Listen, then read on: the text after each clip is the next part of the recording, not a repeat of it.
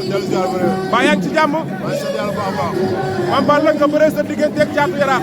mu nekkoon combat bu neex combat bu amul enjeu mu nekkoon xale nekkoon ci yow am coow nga daanoon magam bëgg magam ñu ne yéen ñaar lamb la gars yi ne balaa nga faa duggaat faaw nga jël ki nga xamante ne mooy Caatu Yaraax nga jël ko wane sa bopp ba léegi ñu gis sa benn combat taxaw lu waral loolu. waaw sant yàlla jur si yoon bi parce que lamb ji benn instant nii xam nga waaw duñ si gan quoi lamb la woon boo xam ne benn instant nii xam nga coow li bari woon na quoi mais ñun xam nañ ne carrément benn instant nii bu ñu entraîné ba taxaw ba am doole rek incha allah rabbi lamb ji yomb suñu lay doon parce que lamb calcul lay doon quoi waaw bu dee combat bu xotee bu dee bëri nañ ko quoi kon fi toll si lamb nekkul si lamb li benn instant nii ñoom boole suñu boole doon adduna bi xam nañu macha allah quoi bu ñëwee ci combat la nga war a ñëw jël combat entraîné sérieusement ñëw bëre sans faute quoi xam nga ma la suñu borom keroog sutura nañu ñu sumee ko amateur rek suñu supporter kontaan nañu après bu ñu jógaloo si benn instant bi ñu bëre tamit bëre nañ ko ak consigne de caution daan booy bi avec la manière quoi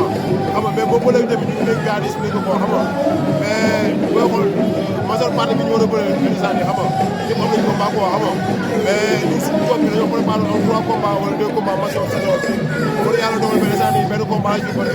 instant bi doon gis nga si peut être mën naa am benn combat bu ñu ko amee moo ñu gën a dëgg la bu ñu ko amul tamit dañu bëre début saison bi quoi waaw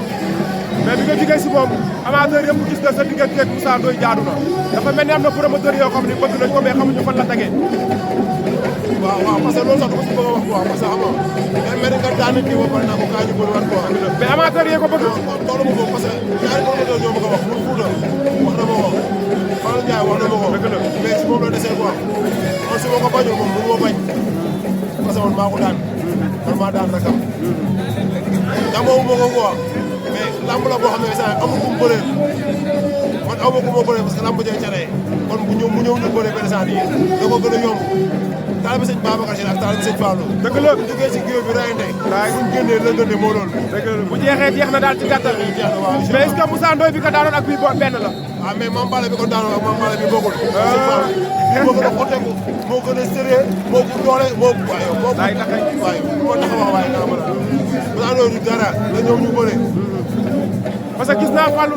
Fallou Ndiaye bëgg na combat bi bu baax a baax a baax mais Moussa Ndoye yaakaar naa bañu ko est-ce que tey bu waxaale amee déggoo am rek nga yaakaar ni combat bu du mu taxaw. dégg naa mu ne buñ ko fayee xaalis bu bëree kii bu bëree bu ne dañoo fay xaalis dégg nga ma la wax taalibe sëñ Babacar Si ak taalibe sëñ Fallou nga ñëw ñu rayante bu jeexee ñu lëngante mu am xaalis mu am xaalis parce que mënu fee nekk bokk ci làmb ba pare du bëree man loolu bëgguma ko même bu bëree wala mën na bëre keneen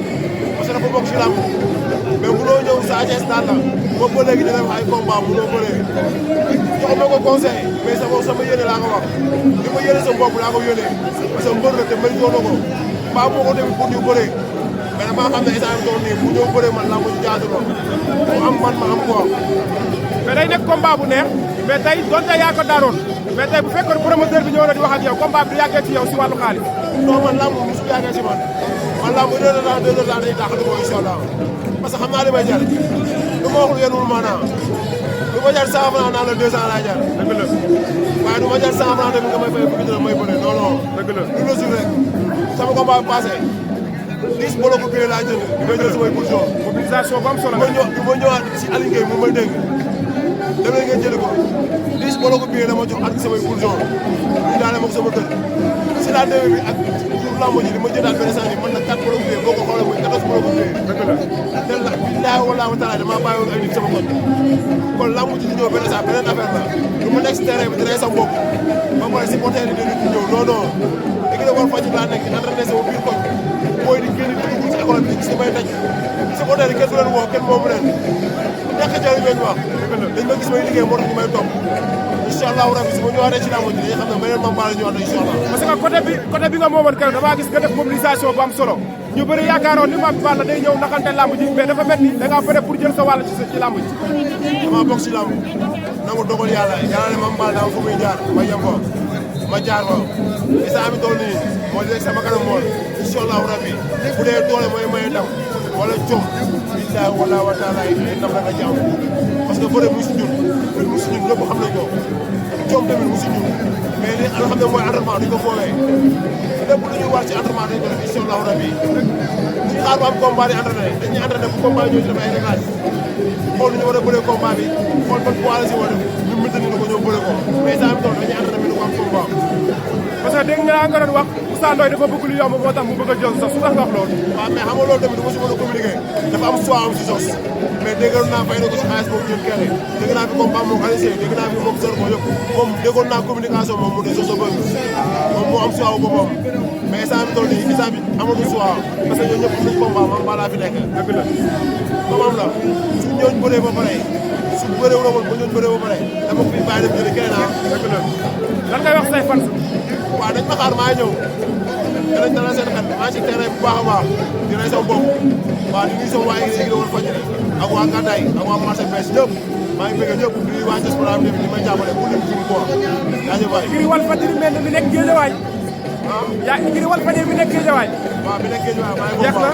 en tout cas am nañ mbégte kontaan ci yow ndax mbër nga champion nga soo bëree mu neex soo bàkkoo mu neex ndax amateur yi dañu bëgg mbër moo xam ne bu simbee ko nga xam ne pare na pour bëre te loolu mi ngi ci yow kon daal na promoteur yi xam ne Mame Balla pare na pour bëre. incha allah Mame Balla pare na bu baax. ndeysaan waaw di ñaanal yàlla mbër yi fa nekk am combat yàlla may leen ndam ku mel ni ñoom naar ñu war a bëre le 6 Dame Junior ak Thione Seck ñu war a bëre le 17 combat avec le quoi yàlla may ndam ñu amul combat tamit yàlla may leen ay combat ñu am ay ndam ñu mel ni si di encouragé tamit benn saa yi sama benn boy bu doon bëri ko ñàkk ñu ñëpp loolu quoi di ñaanal équipe bi yàlla jëmale ko si kanam incha allah. mais suba am nga adversaire ci lamb ji de. suba ñaan ñuy bëre sa adversaire lañ. waaw sama adversaire lañ moo loolu mais wax baaxul. wax baaxul ah mais suba est-ce que doo ñëw. waaw non na ci def code rek. doo ñëw bokk. waaw na ci def code dañ ciy def code. loolu day neex de. champion nga Mame Balla.